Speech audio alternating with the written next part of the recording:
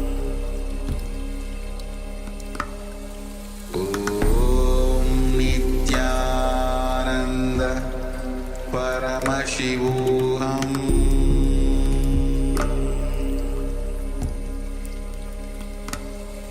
Om Nityananda Paramashivoham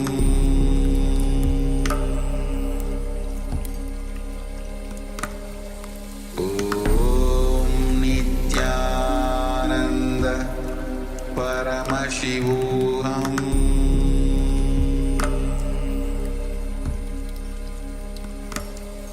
Om Nityananda Paramashivoham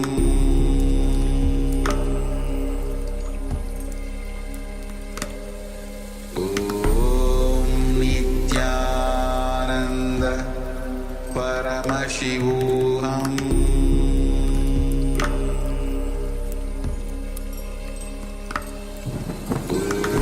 Om Nityananda Paramashivoham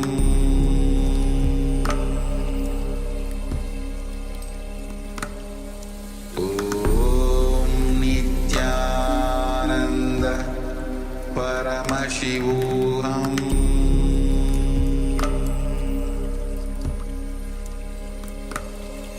Om Nityananda Paramashivoham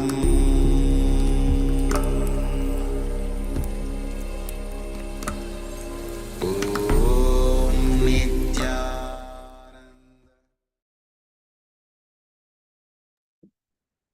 All right. You can take a few moments now to verify the result of your power manifestation.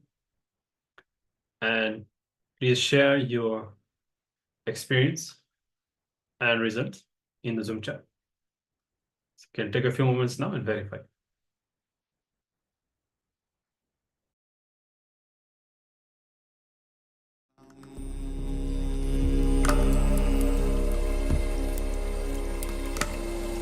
Om Nityananda Paramashivoham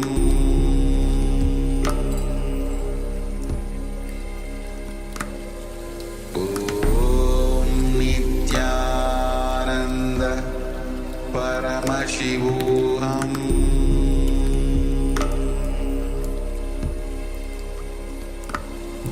Om Nityananda Paramashivoham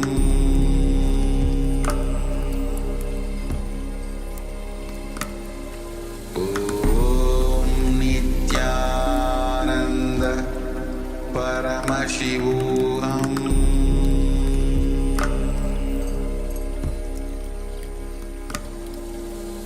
Om Nityananda Paramashivoham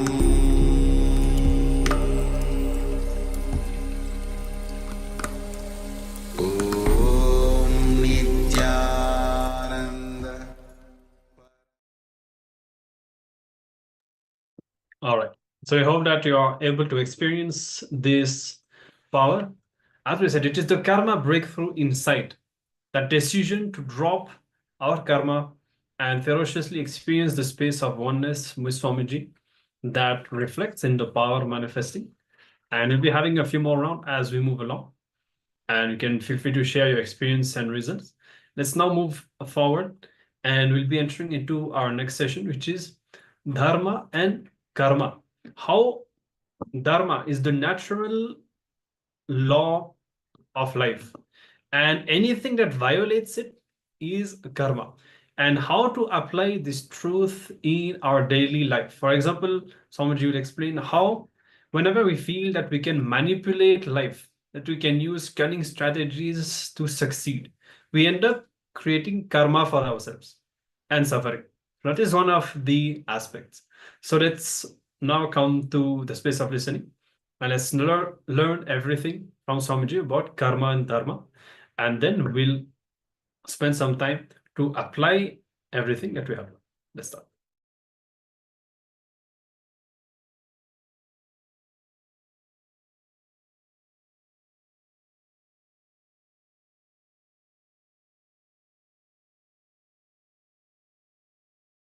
If somebody tries to attack you, what will you do? Naturally, you will defend yourself. Do you need a special spiritual practice for it? Do you need a special understanding? Whether you know the technique or not, method or not, system or not, by the very existence, your life will defend you. Because you don't want to be killed, you not killing others is Dhamma. Please understand. Because you don't want to be killed, you not killing others. That is ahimsa. Whatever you don't want to be done to you, you not doing to others. Same way, your properties. Naturally, you don't want that to be stolen. So you not stealing others' property is asteya. Naturally, you don't want anybody to lie to you. You not lying to others is satya. Whether you are a man or woman, naturally you don't want anybody's physical interference in your life. Uninformed and uninvited physical interference in your life. Doing the same to others. Not interfering into others' physical space, uninformed and uninvited, is brahmacharya. See very clearly, Dhamma is nothing but just these few basic truths. You don't want to be killed, so don't kill others. You don't want to be lied, don't lie to others. You don't want to be robbed, don't rob others. You don't want to be exploited, don't exploit others. You don't want others to live with all the resources of the world. So you don't do that same. Aparigraha. Please understand, asteya, aparigraha, brahmacharya, satya, ahimsa,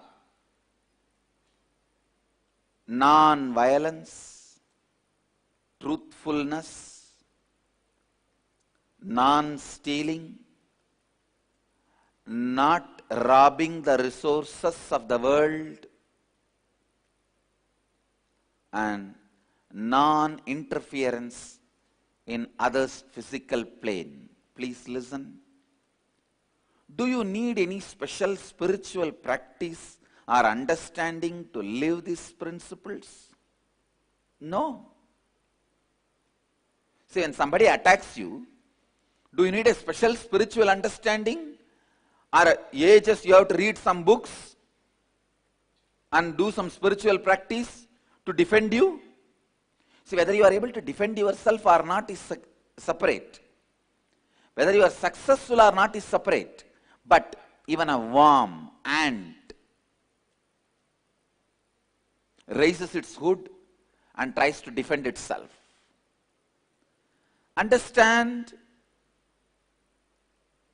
you defending your existence, you defending your life, you defending your identity, you defending what you think as you, is natural. Do the same thing to others. That is what is natural flow of life. Understand? Dhamma is always non-controversial. Please listen. Anything other than dharma, anything other than dhamma, always will leave some incompletion in you, some controversy in you. Dhamma is the one and only non-controversial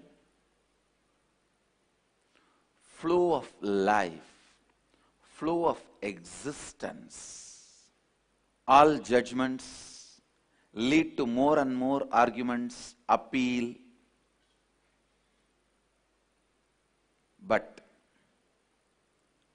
all the solutions based on Dhamma leaves both sides complete. Please listen. Because Dhamma is the natural law of life, natural existence of life.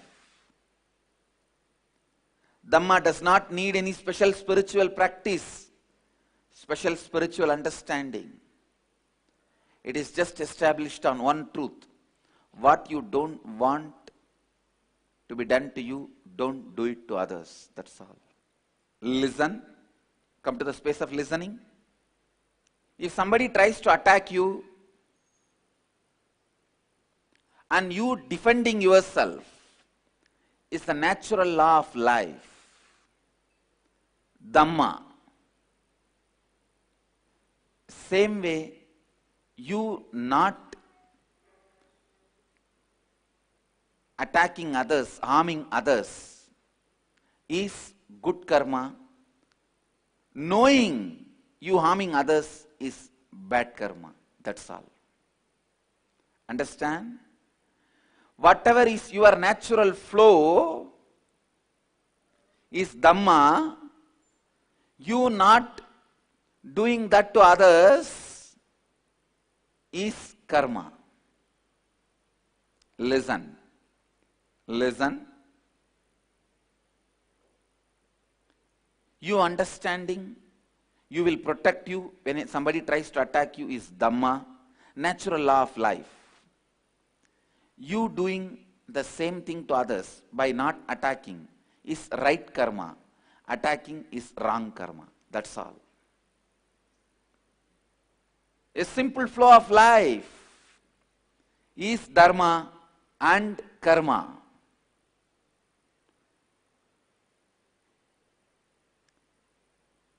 Listen. Anything you create, anything you do, anything you mull over, anything you try to digest, anything you try to practice is not natural law of life. If at all you have to practice something that is only one, completion, that's all. Only one you need to practice, completion, means getting back to your natural space, your original space. Other than completion, nothing else need to be practiced. Simply you know the law of life.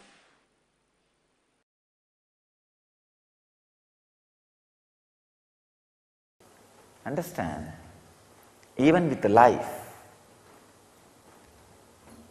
just have this clarity. There is no such thing as bad happening in the life. Understand? There is no such thing as bad happening. There is no such thing as bad publicity. There is no such thing as bad karma in the world. Everything makes you rich. Everything teaches you new dimension of life. Life means happening. Cancer cells are cancer cells if you don't want to go for the transmission of new body. If you feel, yes, great, oh, the cancer has happened, it's okay. So now, I am also bored with the same set of people and set of mind and set of routine and set of lifestyle. It will be really nice if I have a new body and new people, new friends and new situations and new possibility and new opening and new happening and possibility to learn new language, new people, new friends and new life. Great. Come on. Let's relax and take another one body. Just expand the understanding about your life. Cancer is no more bad karma. No more bad karma. See, if you want to break candy, chocolates, if they already made one line, in some candies there will be lines. Easily it can be broken in that lines. So you can't call that line as a bad karma. Same way, if you understand the whole life, the cancer is just like a line made. Yes, now I have to break this candy. Nice, already they made a line and kept. Let me break it and do the next job. Come on, let's take up the next life. Same way, depression. When you have the depression, the possibility to create new mind is there in front of you. You can say, come on, hey. Depression means there is something seriously wrong with what I was doing, with my understandings. So it's not bad karma. The possibility of expansion is there. Let me look into it. Let me break. Let's get into next life, next mental setup. I tell you, every cancer is a possibility for new body. Every depression is possibility for new mind. Just expand the understanding. Expand the understanding. That's all, nothing else. Go on expanding the screen on which the projector light and projector scene is projected. There can be no bad karma. All incidents and happenings of your life should be inside your screen, inside your understanding about life. That is what I call living enlightenment. One more definition. All understandings and happenings of your life, possibilities of your life, if it is inside your understanding screen. See, your understanding and experience about your life is the screen. If everything is inside that screen, you are radiating enlightenment. That's all. Expand the understanding about life. No wounds, no hurts.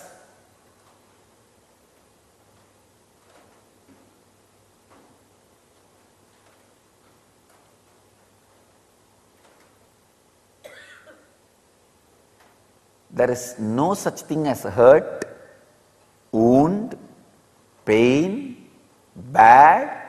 When you understand and expand your experience about life, everything makes you rich. Everything makes you rich. Everything strengthens you. Everything strengthens you. Look inside. Never ask, why should this happen to me? See, I have seen in Indian villages, they will make jaggery, the country sugar. They will boil the sugarcane juice.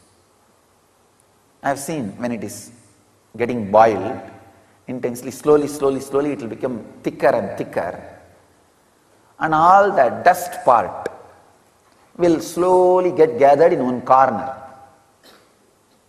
In one corner, all the black dust part will gather.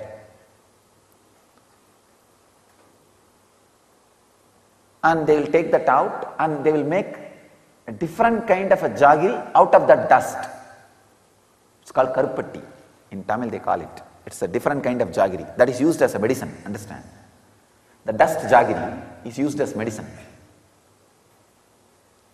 Because the dust is nothing but the bits and pieces which can't be crushed. Sugar cane pieces, the sugar cans, the little bigger pieces which can't be crushed nicely, that is the dust. So that will come up separately. When that happens, if some few mud and all falls, that cannot be used. Same way, understand, if something, see, just understand that whole process, that jaggery getting made means the sugar cane juice getting boiled. The dust part, the dust jaggery, that is what you call as bad karma. I can say depression or cancer. That is really not unusable. Only if the outside mud falls into it. Outside mud is you asking why this happened for me. Don't ask why. That is the mud. If the mud falls on the dirt, that dirt cannot be used.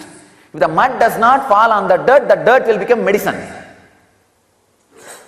I have seen that dirt. They will collect that dirt and make karpati, which is a medicine for ulcer, especially stomach ulcer. That's a medicine. And throat problem, throat irritation, that is a medicine. So don't question the happenings, why for me? There is something from this happening getting added to me. If you feel that, you will become rich through all happenings. If there is no mud added to that dirt part, and one more thing, when they make jaggery, they will not remove the dirt part till this completely become hard. Because till the last moment from the dirt part, the juice will be getting sucked into the main jaggery part.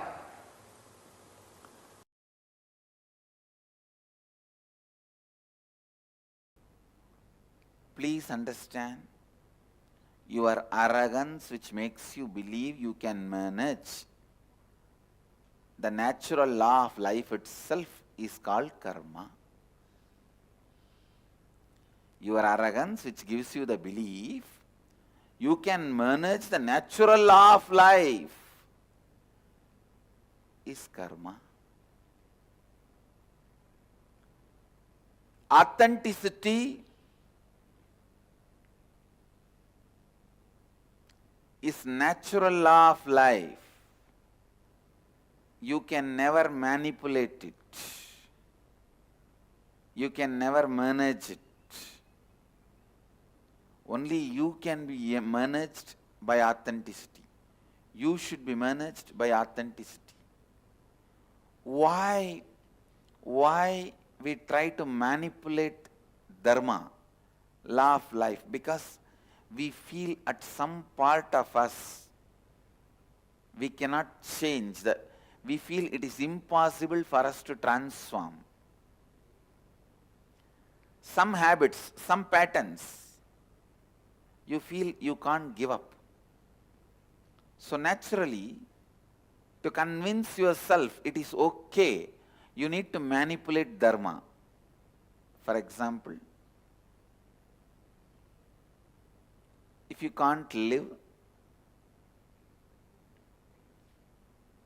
the life of a sannyasi, celibate, then just manipulate the dharma saying, okay, it's okay, this is also okay. If you are unattached and live grihastha life, that is also okay. But if you are unattached, then why are you going to live there?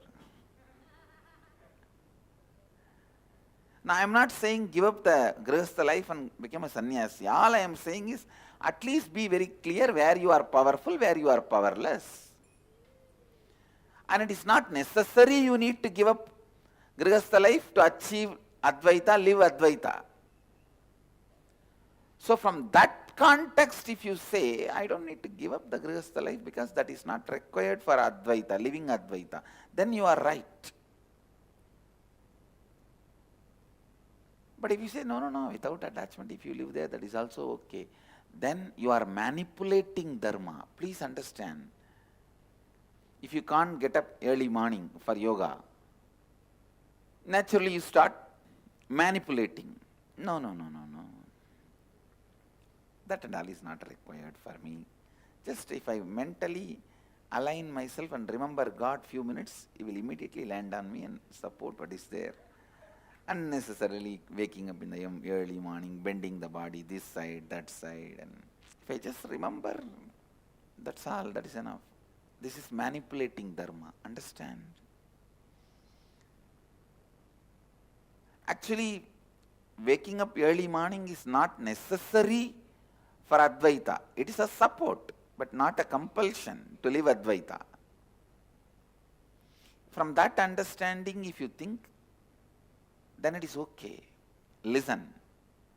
You may ask, what is the difference between these two thought currents?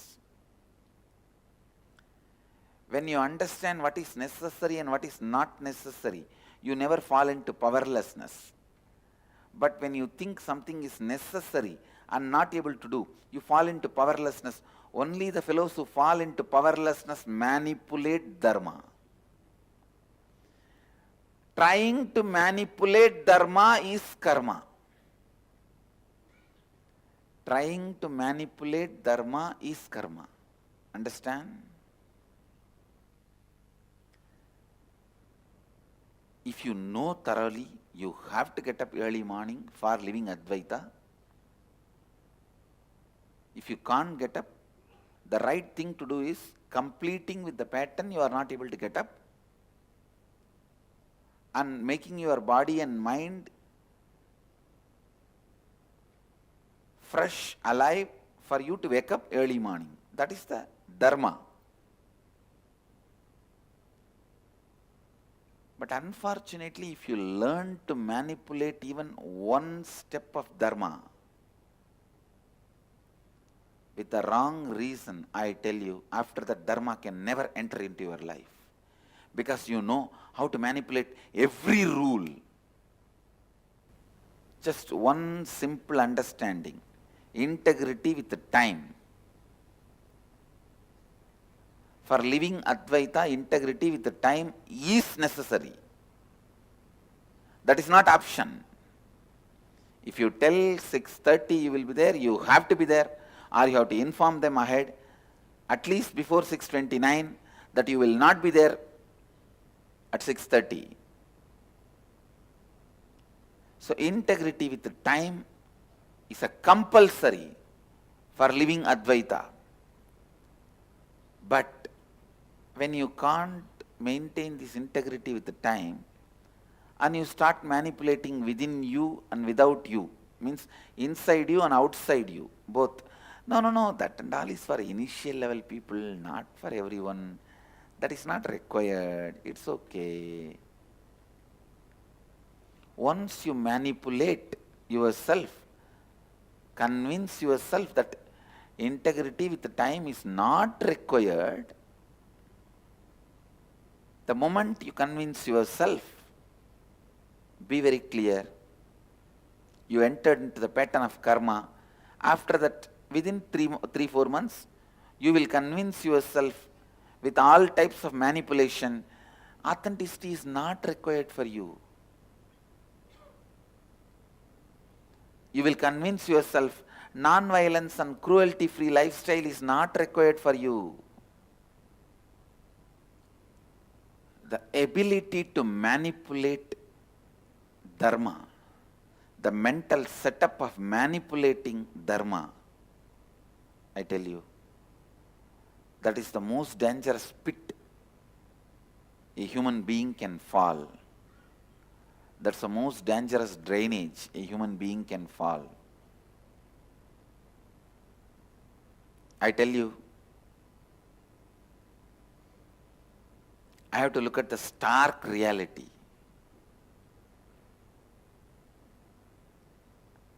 Even if a single person who does not manipulate dharma, who lives what he knows as right, is enough for me to run my Sangha. Just one person.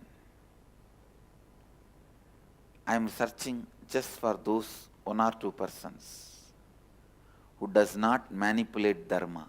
Please understand. Lives what he knows is Dharma. Does not use different words, theories, theologies, concepts to manipulate it. I am searching just for those 1 or 2 diamonds. Of course, I wanted to make millions of people. I wanted to make is different, but still I have not got even one is the truth. Who does not manipulate Dharma in his thinking. There is no blind spot in his thinking. If he knows right, he does it. If he does not know, he knows it is not required.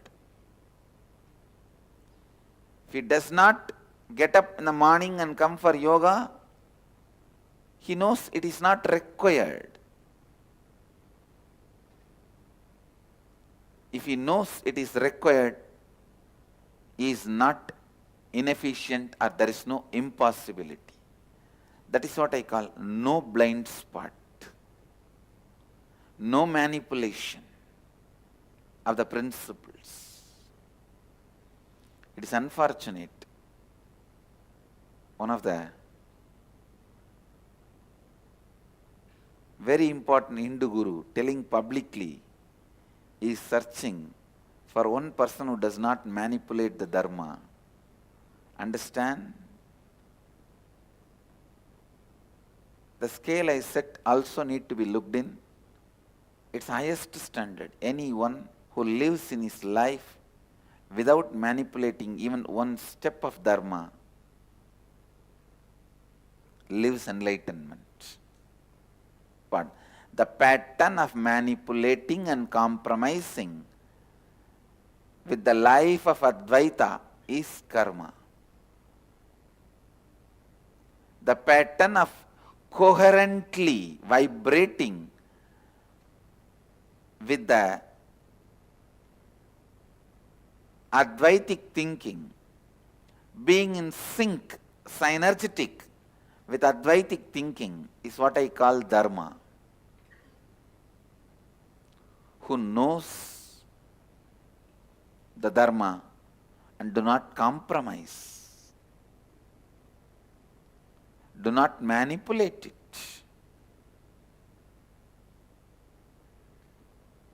Lives enlightenment.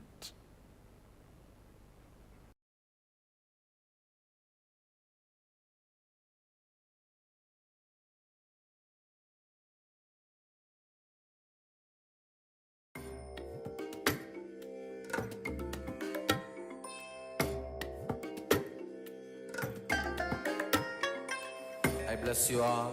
Let you all open all your 3 eyes and manifest the powers of Mahasadashiva. Om Nityananda Paramashivoham. Om Nityananda Paramashivoham. Om Nityananda Paramashivoham. Om Nityananda Paramashivoham. Om Nityananda Paramashivoham. Om Nityananda Paramashivoham. Om Nityananda Paramashivoham. Om Nityananda Paramashivoham. Om Nityananda Paramashivoham.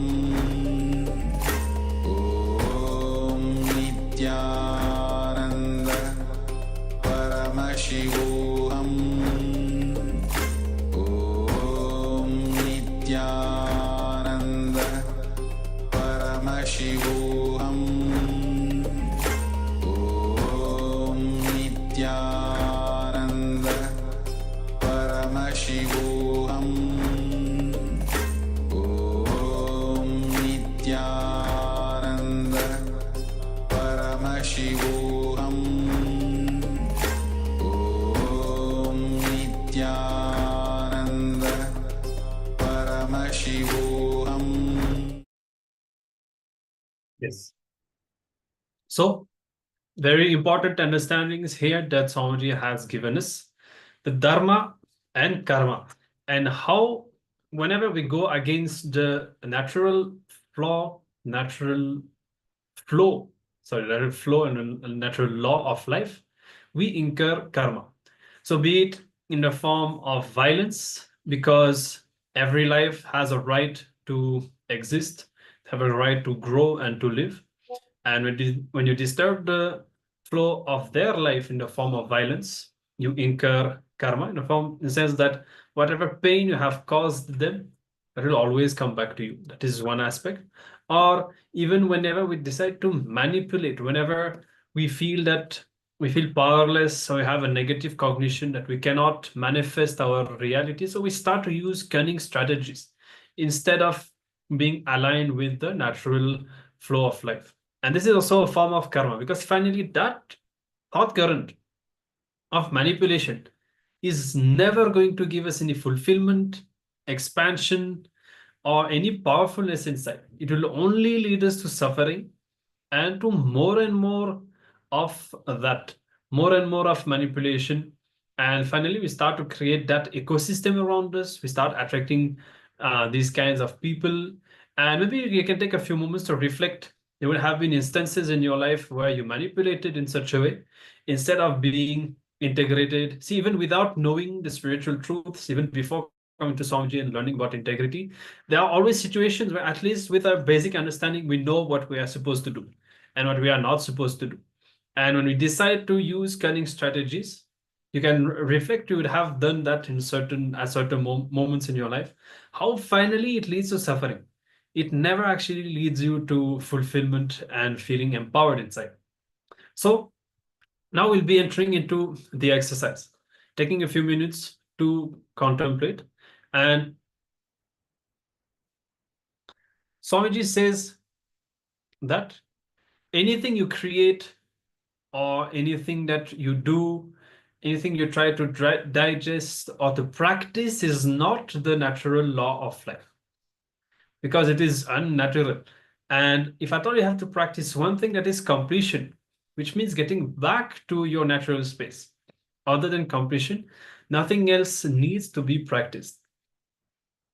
Now, when you feel the world is not fair, that life is not fair, you block the flow of energy through you, the Shakti, and you fall into a frustration, which leads to decision fatigue.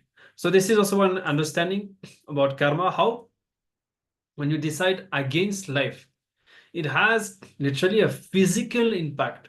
It blocks the energy inside you, due to which your physical body and your mind are affected. You fall into disease and so on. So everything in life, we just need to have this clarity that there's nothing, see, anything that happens to us, it's never bad. Everything is always auspicious, and life is always teaching us a new dimension of life. It shows us a new dimension of life, a new way to live and experience our life. There's nothing called as a bad publicity. There's nothing like bad happening, bad karma. This is because of all my bad karmas is I'm suffering now. There is nothing like that. It is just the life is teaching us a lesson that we need to learn, that we need to imbibe and live. So if you are powerless somewhere to live the Dharma, complete with that powerlessness and raise yourself to the next level, but no question of manipulating Dharma. So again, an important understanding how whenever we manipulate, it's fundamentally because we feel powerless inside. And For example, somebody used to explain how when you do the power manifestation, you feel so powerful about yourself and so confident in yourself, you just become integrated, just like that. Because actually, if you see what happens, is you just know that you can manifest what you want, so you don't need to manipulate. And so you naturally become integrated, complete, and all that starts to happen. But whenever we feel powerless, this is when we decide to use cunning strategies, cheat, lie, and violate the Dharma. Okay? So now what you'll be doing for a few minutes, look into your life and identify all instances where you are manipulating or have manipulated in the past instead of being integrated. Okay? Very simple. Then just complete by restoring your integrity, which means you're going to make a very straight statement that this is what I did. This was the context. I cheated instead of saying the truth. I was afraid that if I tell the truth, I will have to face the consequences, for example. I complete. I decide to restore my uh, I decide to restore my integrity in that situation. And then third, write down what is the dharmic way of handling all those situations. So this is where you decide what you should be doing. Instead of cheating or manipulating, write down how you should handle. So it's also very simple. Could be just about simple integrity. Okay. So we'll be showing the assignment on the screen. You can get your book and paper and start to write down and answer all of these 3 points.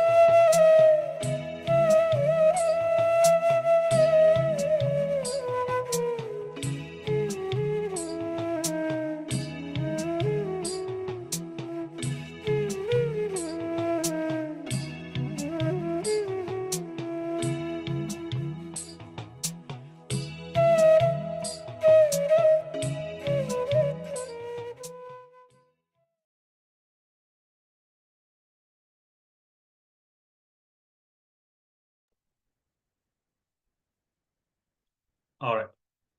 So we hope that you are able to identify the situations in which you manipulate instead of being integrated, instead of living the Dharma, acting from the powerful cognitions in the space of oneness.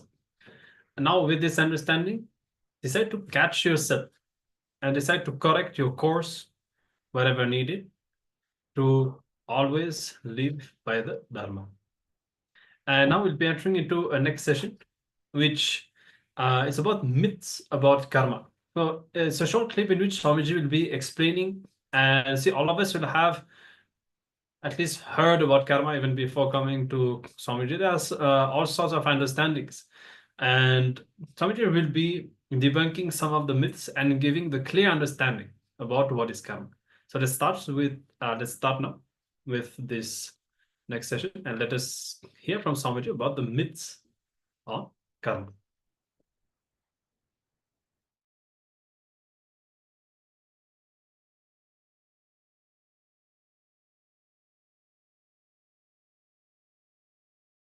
तत तत् विपाक अनुगुणानाम एव अभिव्यक्ति वासनानाम. The sacred secret you need to understand from the sutra is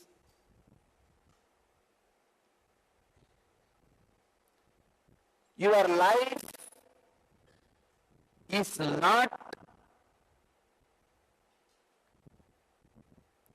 predetermined, frozen as you feel. It is a freedom. Please understand. Because this freedom only you have a possibility for enlightenment.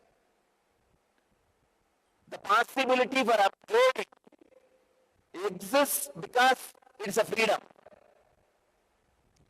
Possibility for extraordinary powers exists because it is a freedom.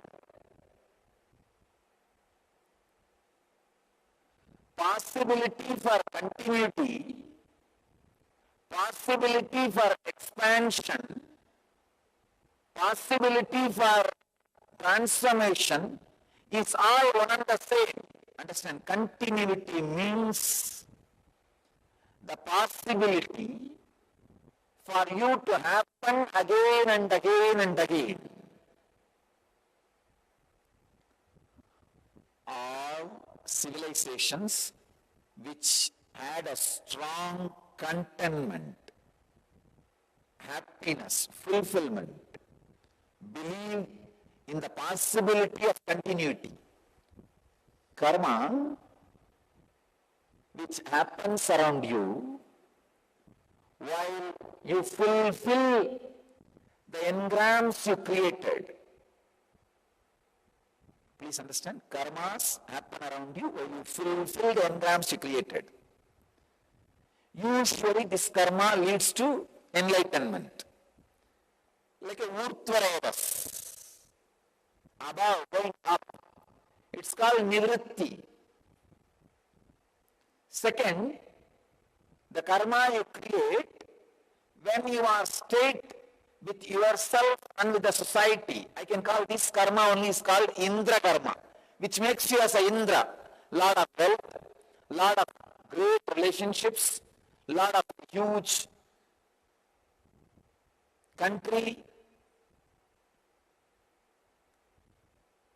an intense, honest commitment and feeling connection to either the group of people with whom you live, or the community, or the society, or the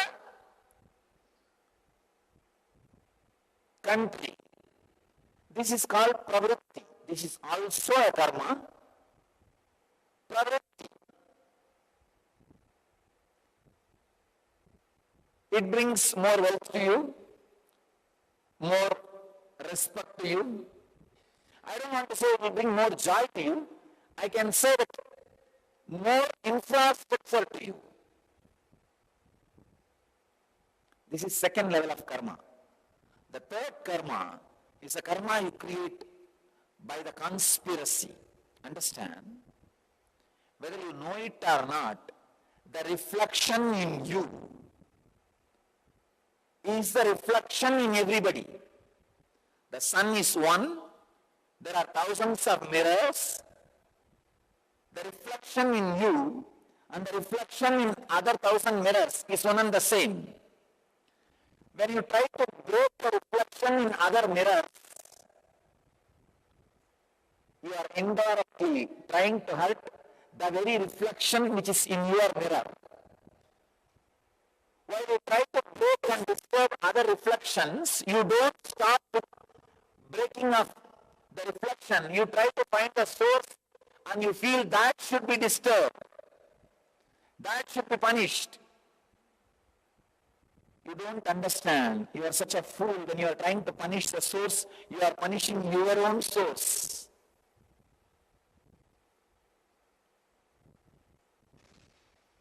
So any plan for conspiracy,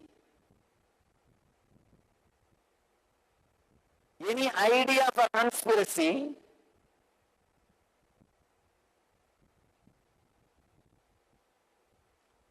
any conspiracy makes you straight schizophrenic destruction.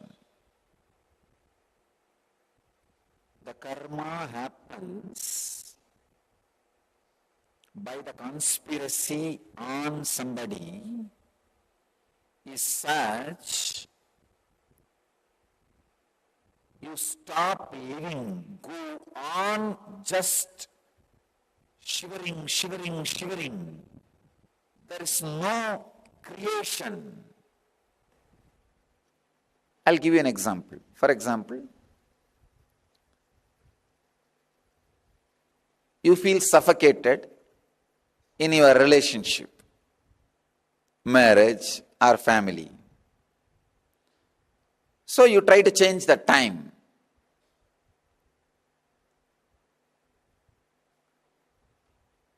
You decide in the future you will not be with those people. But the habit of responding in certain way to certain situations and creating certain situations constantly in your life is going to be your lifestyle. Same way, if you change the place, oh, only in India I am creating the same disturbance for myself. Let me go to some other country. No. Samskaras come with you without having any pack and shift courier organizations. You don't need any pack and shift organization. They just follow you. And the third is a very important revelation. Even if the species changes, means when you were in the fish body, you fought with your partner fish and diversed. Even if you become pig, it is going to continue. Even if you become buffalo, that attitude is going to continue. Even if you become a human being, that habit is going to continue. Maybe when you are in the fish body, you don't need to go to court. You just move away. When you are in the human body, you may need to go to court. Patanjali is very clear, whether it is time, sometime you think, oh, only with this wife I broke my relationship. In future, next time, I will not do it. No. Time is not going to heal. We have a very wrong understanding. Time is the greatest healer. No. Time can make you forget. It cannot heal. Forgetting the samskara is not healing the samskara. Because anything forgotten is like a sleeping volcano. No, is always dangerous more than dead volcano, because in dead volcano or a live volcano. If it is alive, you know it is alive. But if it is sleeping, you neither know it is alive nor you feel, you at least sometimes you feel it may be dead. You think it is dead. It is not. The sleeping volcano is dangerous. Same way, forgotten engram, but not may take away the memory, the time. You may not constantly remember that engram and suffer in guilt. That does not mean you are out of that problem. Time does not heal. Second, space, place does not heal. Understand this. Changing time, changing space does not heal. For example, if you are in an ordinary world, in this world, you are fighting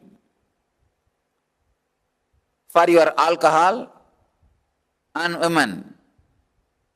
If you go to Swarga, Indraloka, because of some good deeds you did, again there also you will be fighting for Somarasa and Ramba, that's all. The fighting is not going to change. In those days, in India, people used to sit on the floor, have a leaf and eat with the hand. Now, they sit on the dining table, have a plate, eat in spoon. These outer things have changed, but they have to eat only with mouth. That cannot be changed.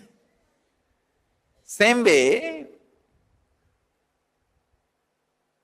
in this sloka, he may be fighting for women and alcohol. If he does some good act, he may go to little higher lokas, like Indraloka, Chandraloka. But there also, he will be fighting for Somarasa and Ramba. The fighting does not change. That is why I am telling you, till you unclutch and get into that ultimate state of enlightenment, samadhi,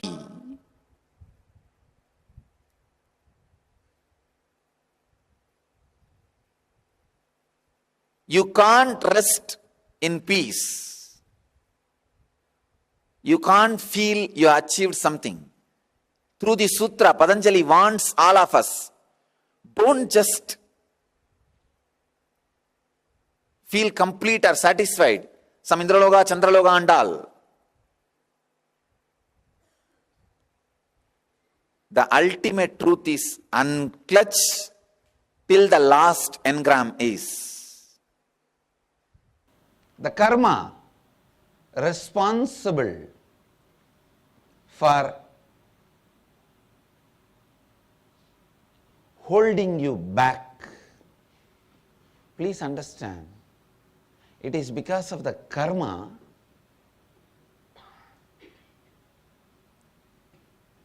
you are not realizing your peak possibility. You are not able to rewrite your future. The first thing you need to know,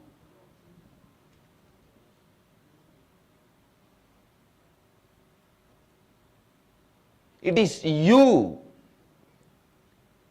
who created the karma.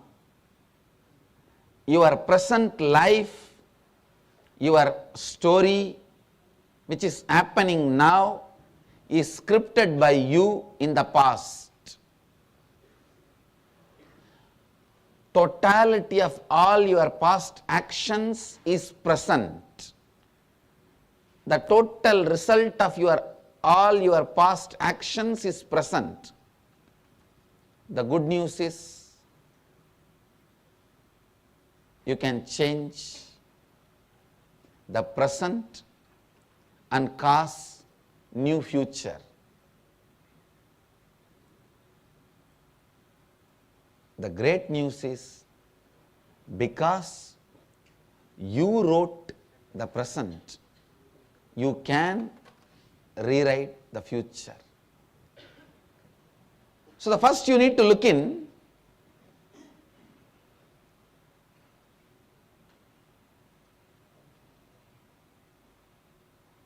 what is karma? Who wrote it? Why you wrote it? How you wrote it? When you wrote it?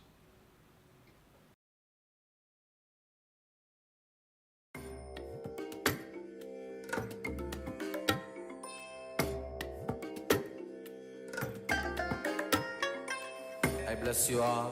Let you all open all your three eyes and manifest the powers of Mahasadashiva. Om Nityananda Paramashivoham. Om Nityananda Paramashivoham.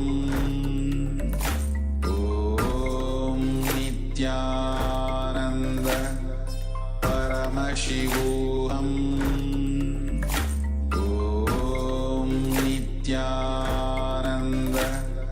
Paramashivoham. Om Nityananda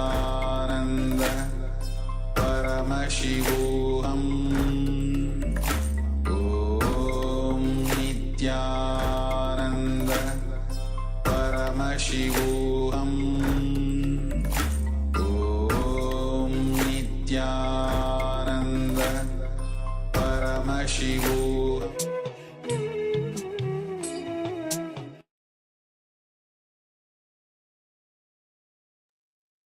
Yes.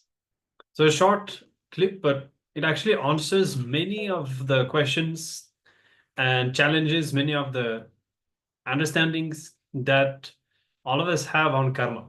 Like how even if you get good karma, you may go to Swarga, you may go higher in the time zones of the universe, but even there you will have the same mental setup.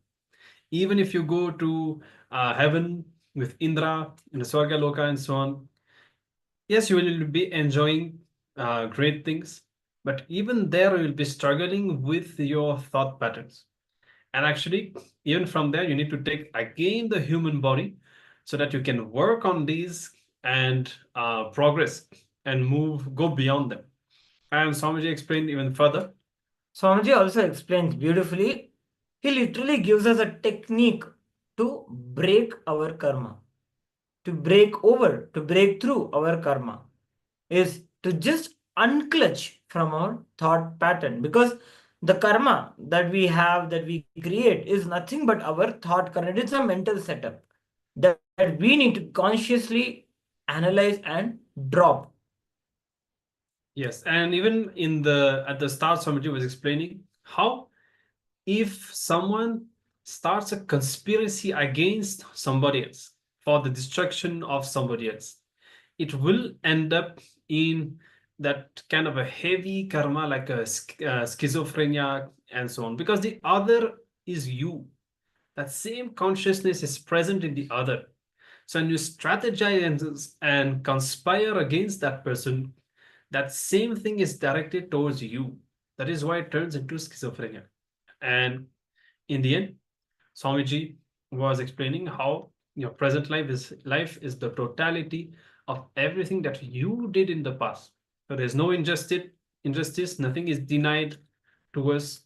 We are there because we have scripted this and because of everything that we did and decided in the past. So there's actually a lot to reflect upon based on everything that Swamiji has shared. Maybe you can take notes of the few major understandings that you had. We'll be entering right into the next session. We just wanted to play this short clip because we feel that it answers some of the important questions and clarifies the major aspects of karma. Now, we'll be looking directly into how to break our karma pattern. Swamiji will be directly covering this aspect to conclude the program. I think it's a good session, how to break the karma pattern.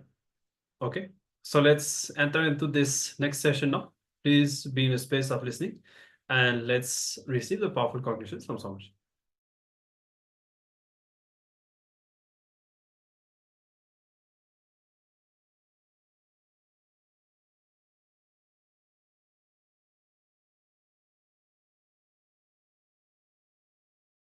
First statement, karma means that the effect of our actions will come back to us in the future. Myth. Karma means the effect of your thought currents will come back to you in the future till you complete. That's the reality. Karma means that the effect of our actions will come back to us in the future is a myth. There is no CCTV recording going on in the cosmos where your actions will be bringing suffering to you in the future. No. But your thought currents will be bringing the results in the future. There is audio recording going on in the cosmos, not video recording.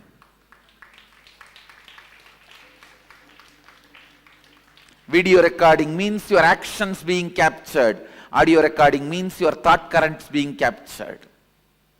Cosmos has only audio recording, no video recording. Understand, cosmos has no CCTV camera. It's only video muted camera, audio recording.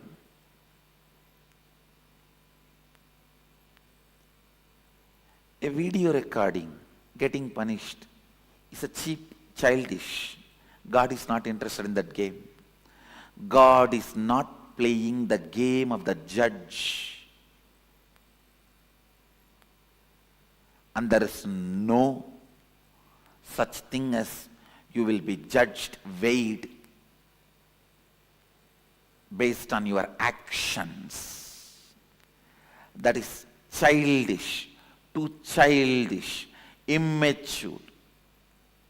If God is supposed to do the job, you don't need God. You have enough men who can just analyze the CCTV footage of your life and pass the judgment, whatever is required.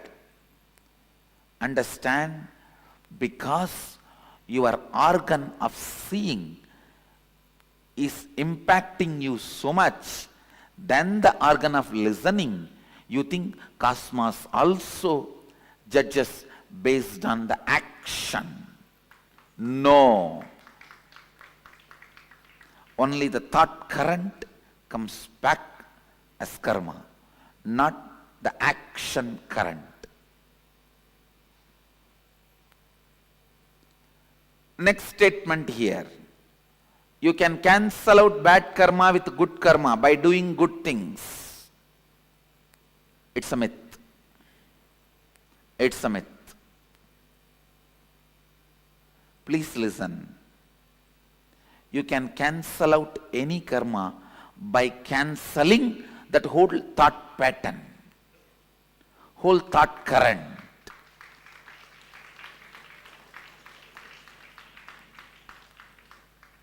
If you are not able to give up even one small parts of your thought current and cause even parts of your reality, that is called bad karma.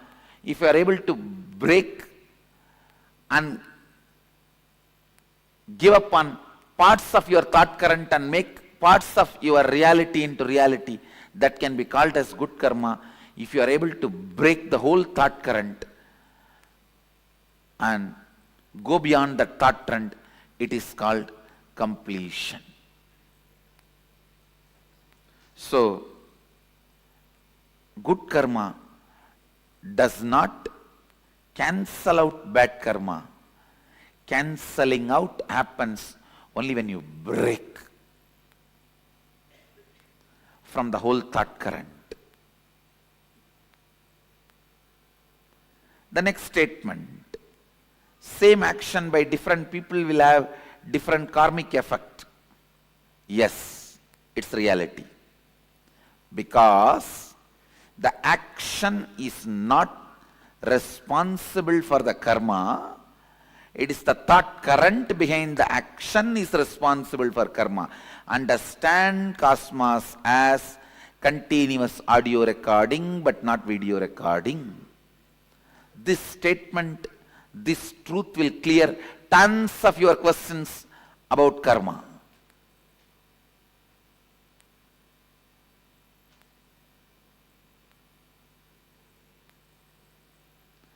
In video recording, visuals are always new. In audio recording, it is always a single flow. Please understand.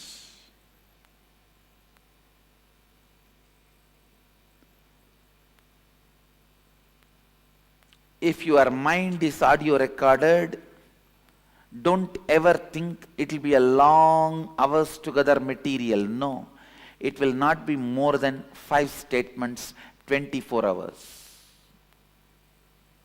The same 5 statements is getting repeated in the old stupid gramophone record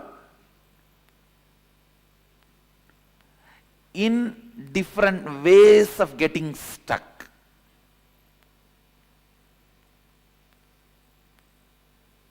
Just this one statement, I ate and like kaka biryani.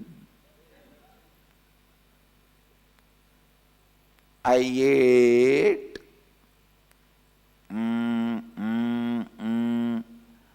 and like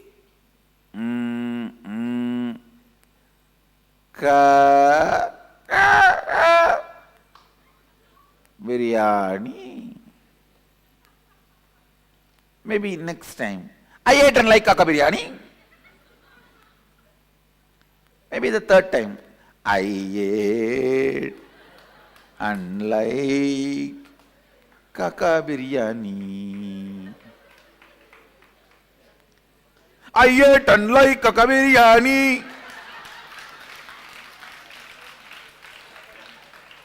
That's all is your inner audio recording. Please understand. If you think, if you are inside audio recording is done, you will have multiple things you are wrong. You do not know you. The more restless you are, you think more thought currents you have. No. The more restless you are stuck in the same thought more number of times. Not more thought current. You are repeating the same more number of times, not more number of thought currents. Listen. Listen to this understanding. You can be complete and be liberated today. Internalize this truth.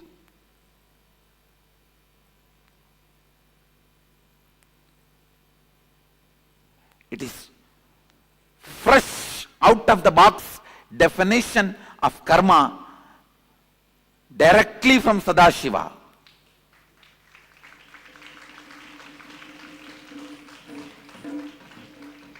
Remember this one truth. Your life has no video recording, it only has audio recording. Your actions do not count, your thought current counts.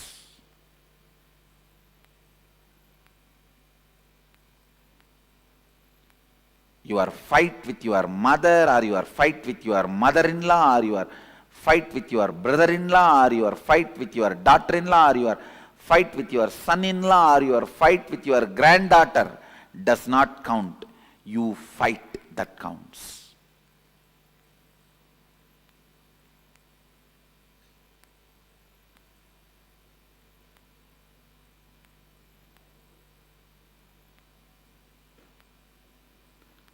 Same action by different people will have different karmic effect. The statement is true. Next statement.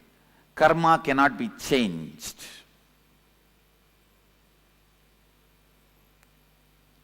You may be thinking, I am going to say this statement is myth. I am saying truth. Karma cannot be changed. It can only be discarded. It cannot be changed. It can only be discarded. Understand the thought current of fight, thought pattern of fight. If you pick up, you can never see peace. It cannot be changed. You cannot alter the effect, side effect, the associate thought currents, the friend, neighbor of this thought current.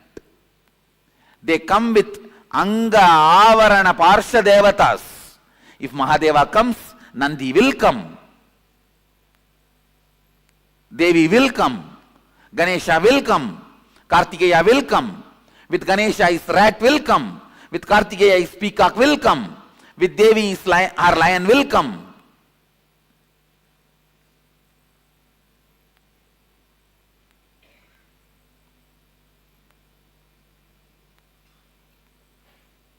You can't change it. When you bring the thought current of fight, all the things associated will come, you can't change it. Effect, side effect, after effect, everything will come, you can't change it. You will attract the same type of people who are holding the same thought current in your life again and again and again. It cannot be changed. Karma cannot be changed. It can only be discarded.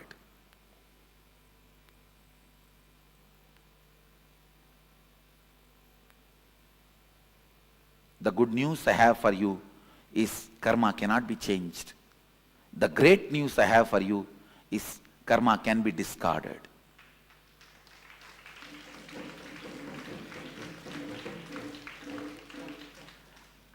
The moment you discard one thought current, suddenly you will see not only you are entering into the next level of your existence, you will be seeing the people who will exist in the next level surround you suddenly. It is literally like Indian movies, how the moment you fall in love, the scene changes. The dry land around you becomes a green grass bed,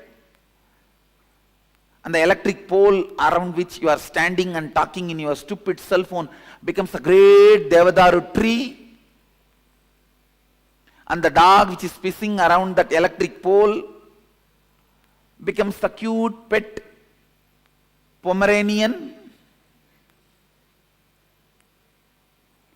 And you just run around the tree.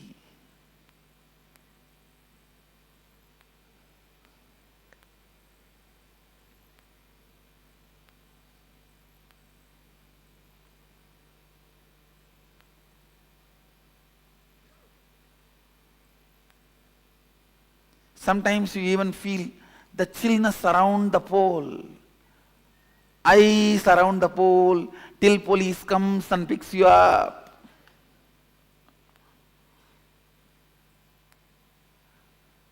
If you are just running around the electric pole, what else do you expect?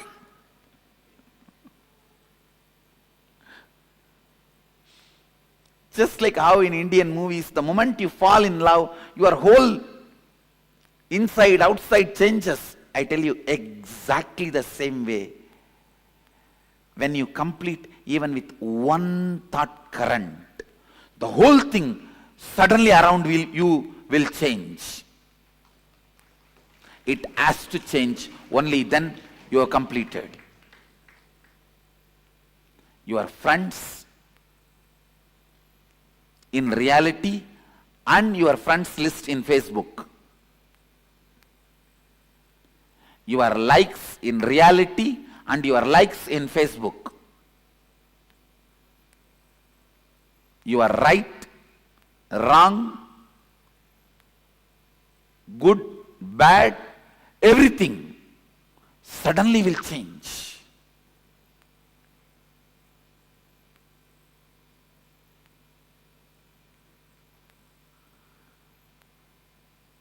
You will have such big breathing space.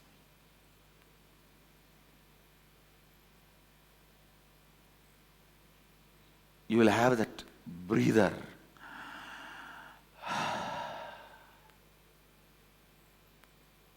Suddenly the feeling suffocated, collapses, crashes.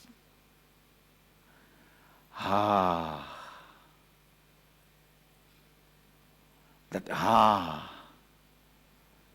becomes the music of your whole being. Whenever the becomes the music of your whole being, you are tasting completion. You are tasting completion.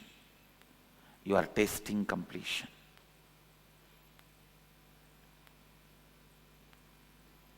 Next statement.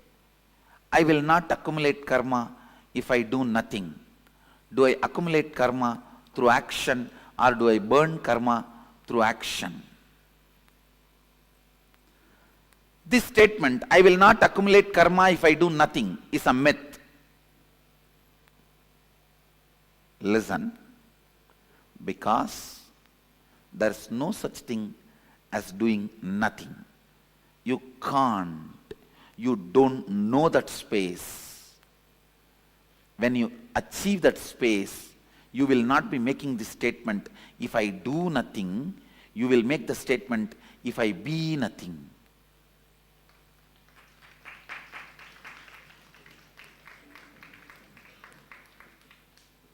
You can never be doing nothing if you are being something. Only if you are being nothing, you can be doing nothing.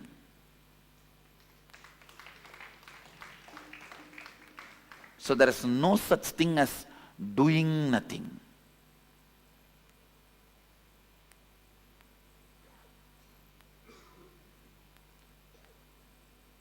So the statement, I may not want to even say it is myth or reality, I will say it is wrong. The statement is wrong. If you make the statement, I will not accumulate karma if I be nothing, it is reality.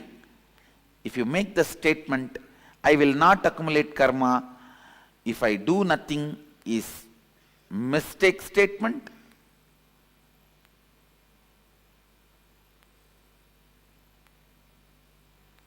If you make a statement, I will not accumulate karma if I am doing nothing, is a myth statement.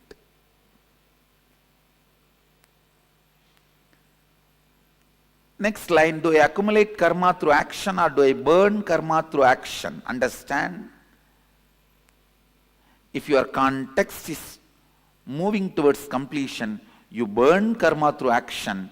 If your context is not towards completion, you accumulate karma through action.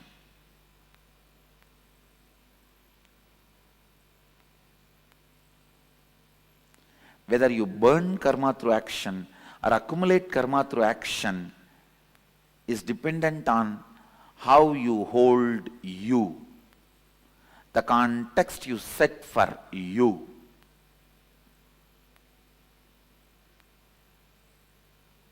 Basically, if you believe cosmos has CCTV camera recording going on,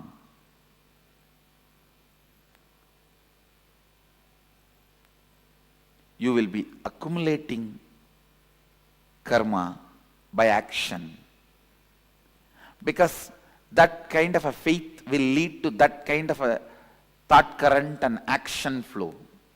But if you understand it has no CCTV footage recording going on, it has only internal chip recording the audio,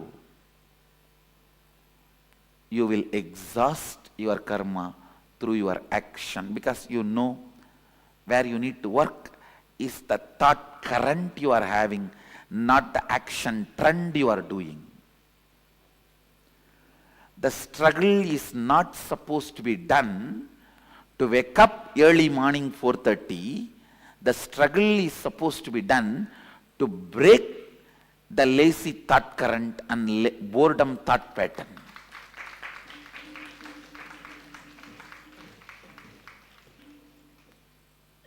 Unfortunately, when you believe the CCTV footage, all your struggle is aimed at waking up at morning 4 o'clock instead of breaking the thought current of boredom, thought current of tiredness, thought pattern of tiredness and boredom. Even for your whole life, if you wake up early morning 4:30, did not break your thought pattern, thought current of boredom and tiredness, you built a good habit, not liberation. Habit is a habit. All of you know, I may want to remind you once more. In habit, if you remove the T, if you remove the H, a bit will be there. If you remove A, bit will be there. If you remove B, it will be there. Only when you remove the I, the thought current, it will die.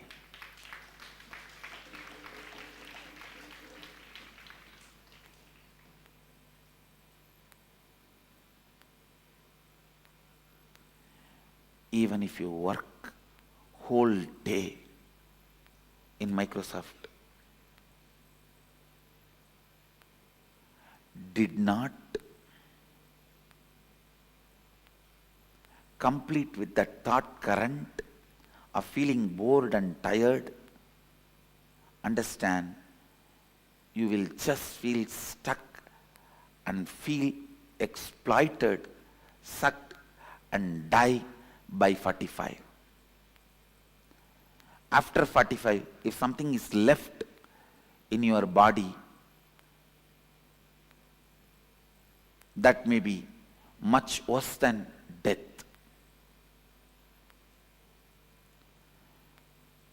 If you break the boredom and thought current and bring activism, you have experienced activism and go on working, you may be working till the last moment of this body's existence and still will not be tired, retired, bored.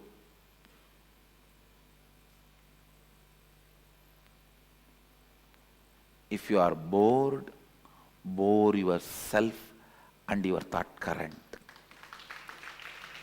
If you are bored, bore the thought current of feeling bored.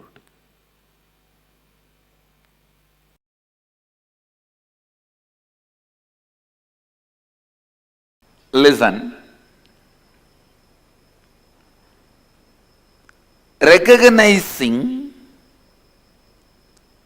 the karma pattern in which you are stuck, thought current in which you are stuck, and deciding to liberate yourself from that thought current is vidya. Recognizing karma pattern, thought current in which you are stuck and breaking from that, having a breakthrough from that thought current. Please understand, your decision to change you, your decision to have a breakthrough in your thought current is required basically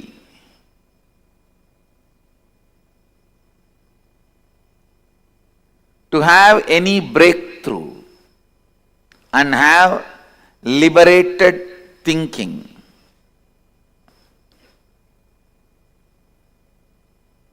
Understand some of these basic truths.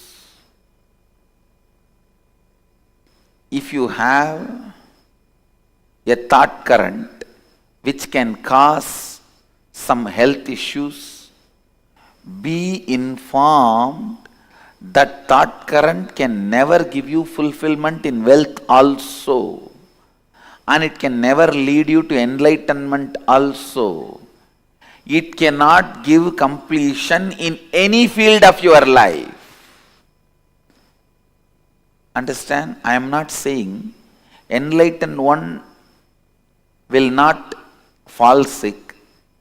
All I am trying to tell you is, when you are working towards enlightenment, if a thought current is bringing sickness to you, it will not be able to bring completion to you.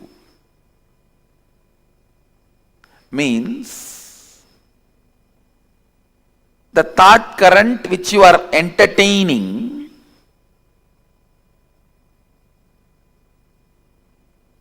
will bring difficulties not just in one field, in every field.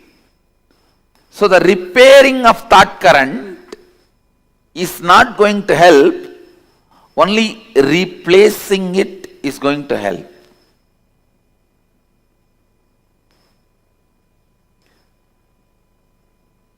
When you have a problem, do not suspect just your actions. Suspect the very you. Please understand. Do not suspect just your action. Suspect the very you. Means your very thought current, your idea about you. Suspect that very you, because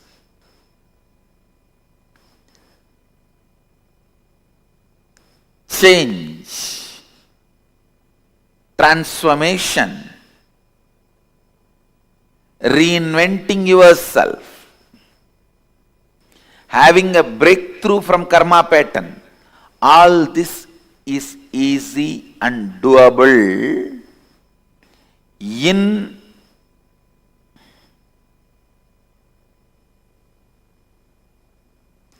simple,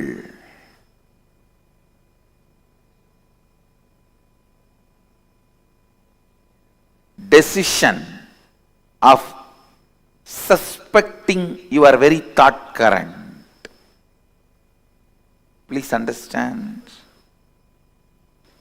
Most of us go on suspect our actions. I think morning I don't get up and do yoga, that is why I am sick. I think I don't go to office in time, that is why I am not earning. I think I am not taking right decisions in my office, that is why I am not earning. All this is suspecting your actions. No. That is not going to solve the issue. That is not going to give you a breakthrough. suspecting your very cognition about you. See, early morning, unable to get up and go for yoga means you have the deep cognition that is not possible for me. It doesn't look like me. It looks like somebody else, not me.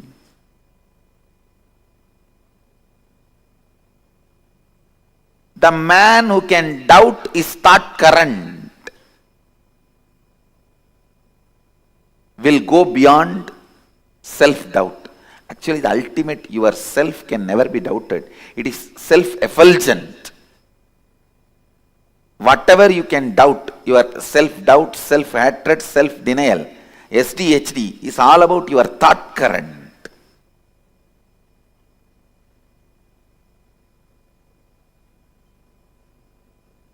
You should doubt your thought current, which is creating SDHDs in you, and complete that SDHD. Self-doubt, hatred and denial. Please listen. Do not confuse the words. I am giving you the exact essence. The thought current which you are having about you, the cognition you carry about you, that is what you celebrate as you, even though that is not you. What you celebrate as you need to be doubted. And the completion need to happen for the doubt by dropping that very self which you cognize as you.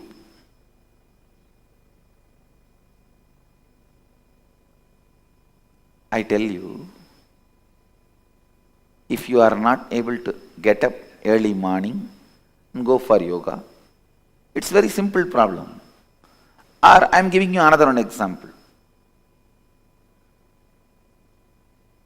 You are not able to run your life unless you get your morning tea or coffee. You are not able to relax unless you take out your stress on somebody else. Listen, it may look very simple issue. The simple issue can't be healed, completed, just by you attending to some of your actions. No. Understand? Don't think that morning not able to get up, that problem will be solved if you learn to become active in the early morning. No. It's not that people who don't get sleep early morning are enlightened beings. No. You need to dig out and complete that very pattern. You need to dig out and complete with that very pattern. Why you are not able to get up?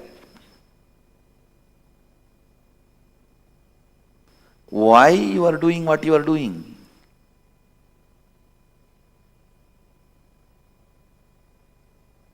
Partially attending or looking into your problems will never solve the issue. The very thought current need to be renounced.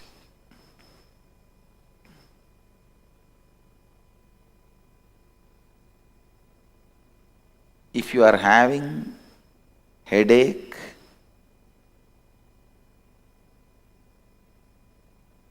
be informed.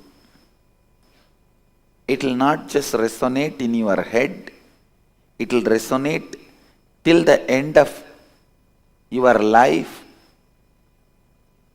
wealth, relationship with others, contentment, everything.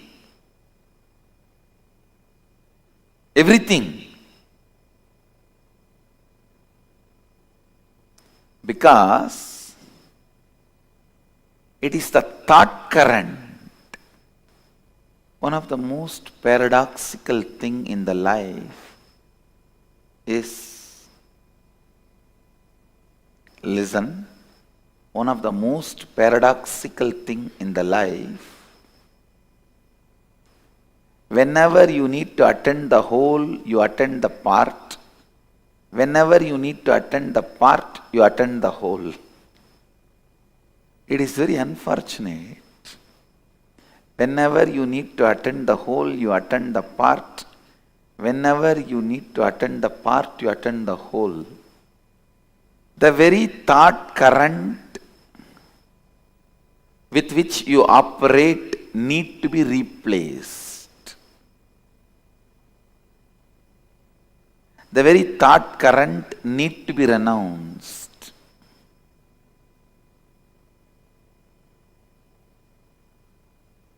If you are entertaining the thought current, you don't have enough energy to wake up in the morning.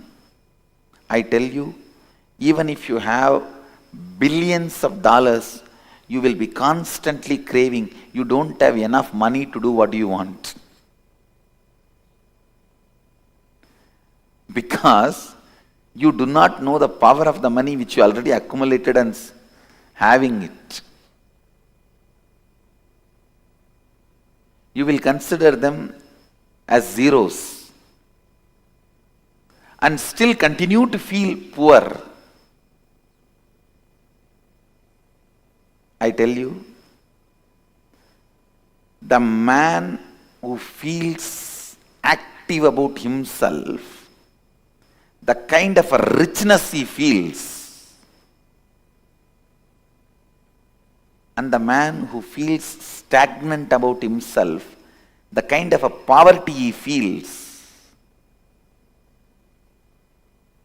I tell you, feeling stuck in your inside is the real poverty. Feeling stuck in your karma pattern. When I say feeling stuck, I define, please listen, I'll define feeling stuck. Today, you somehow wake up, do little yoga, and even go up to the level of Kirtan, Guru Puja, then 9 o'clock flat. Then for 1 week, nothing moves. Again, after a week, you attend karma webinar and you decide to break from that pattern. Again,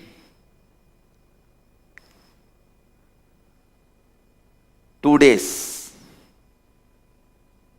things move. Again you are back to square one, sometime even square zero. This is what I call feeling stuck in the pattern. Feeling stuck in the pattern. Understand,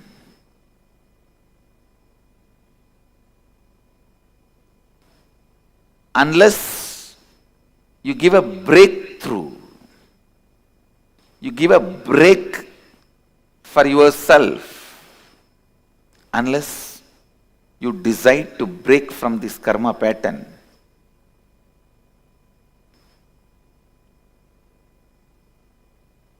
completion never happens. Fulfillment can happen only when you break from karma pattern. I tell you, I have seen millions of beings, not just human beings, Gandharva, Kinnara, Kimburuda, Yaksha, Rakshasa, Bhuta, Preta, Pichacha. I have seen all types of beings. With that clarity I am talking to you.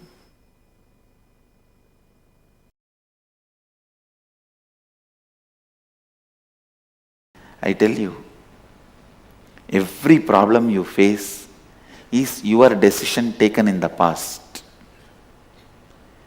Every obstacle you face in your life is your decision you took in the past, knowingly or unknowingly.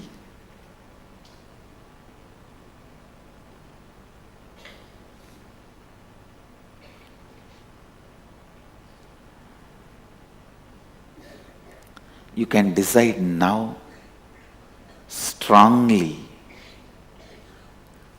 for life. You will see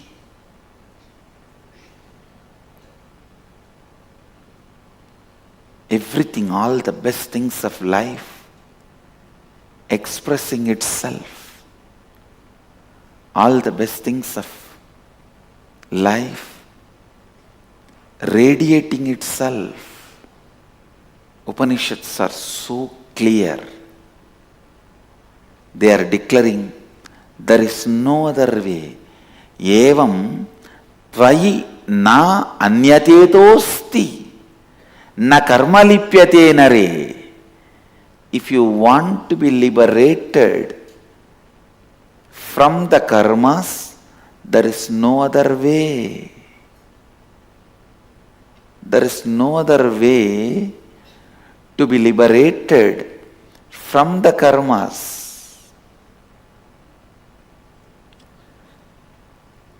There is no other way man can free himself from the bondage created by the deeds. Kurvan neveha karmani jijivishecha daggum samaha evam tvayinanyatetosti na karma lipyate nare.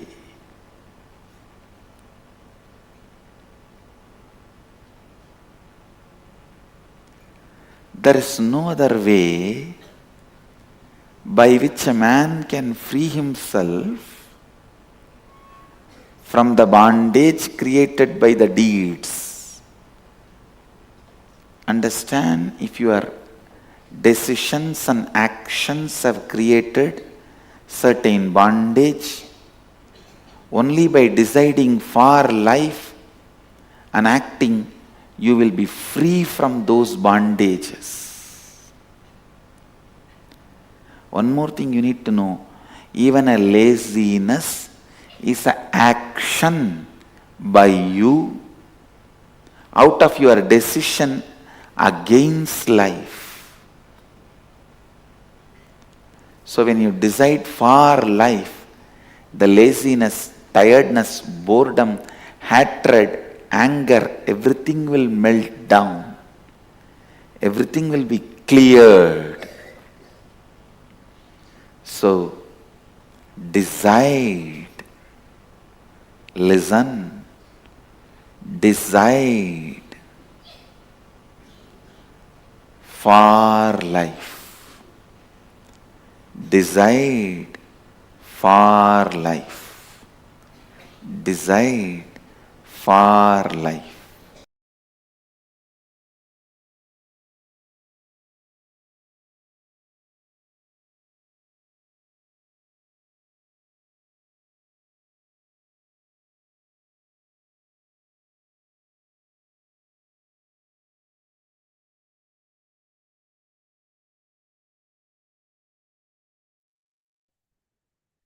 Yes.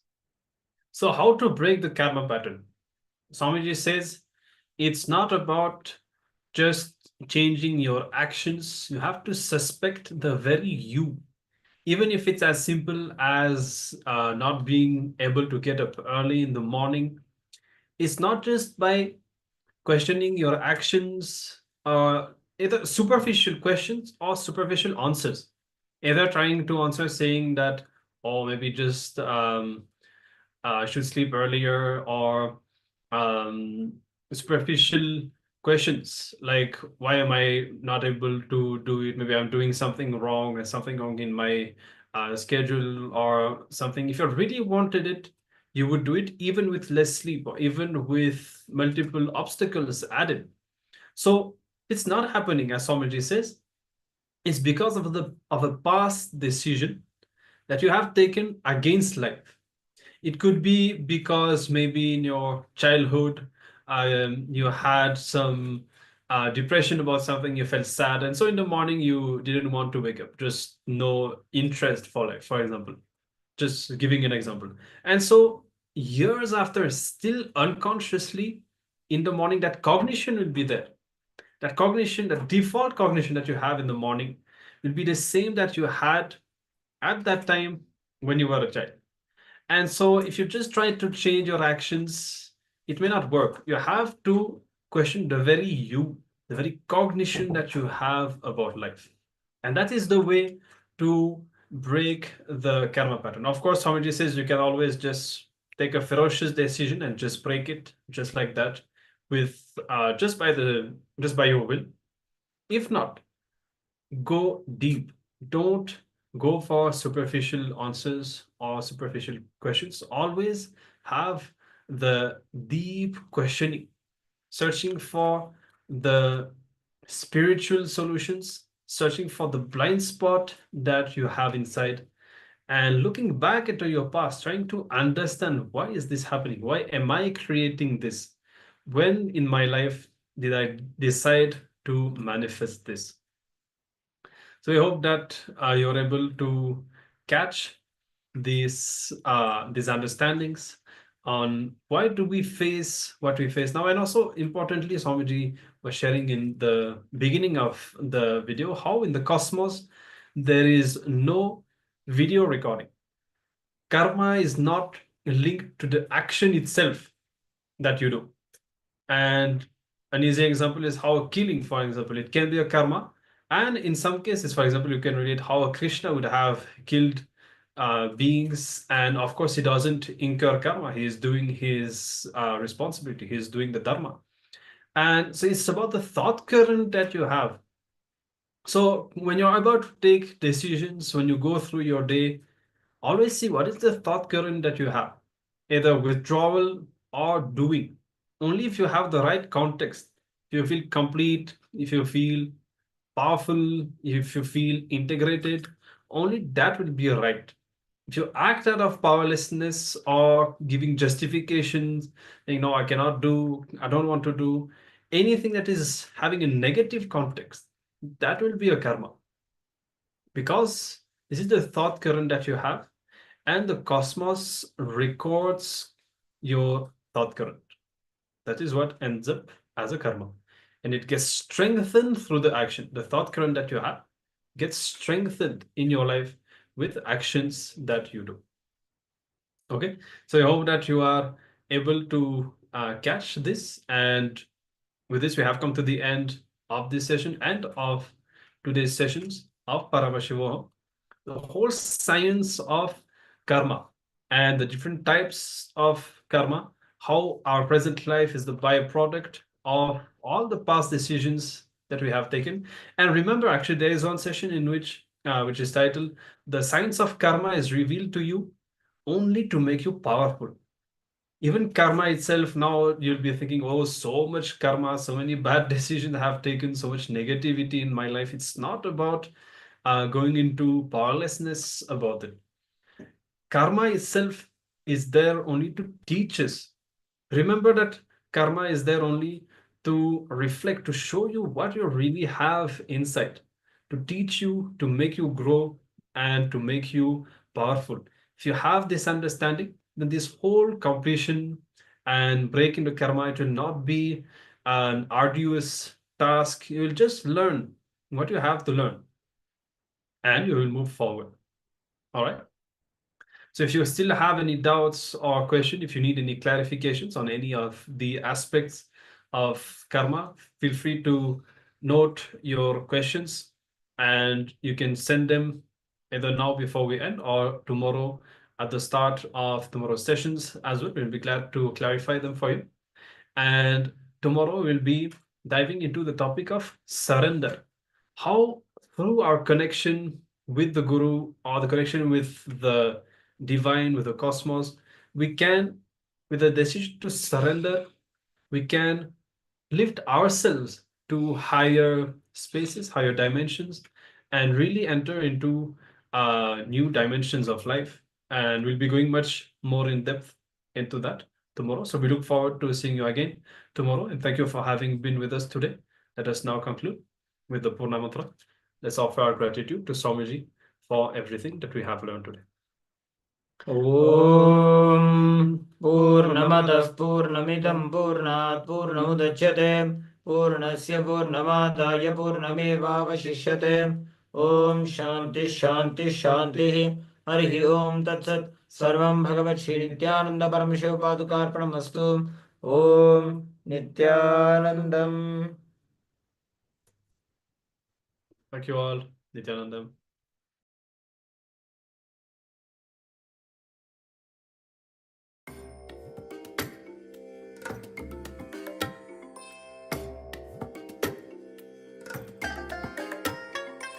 I bless you all. Let you all open all your three eyes and manifest the powers of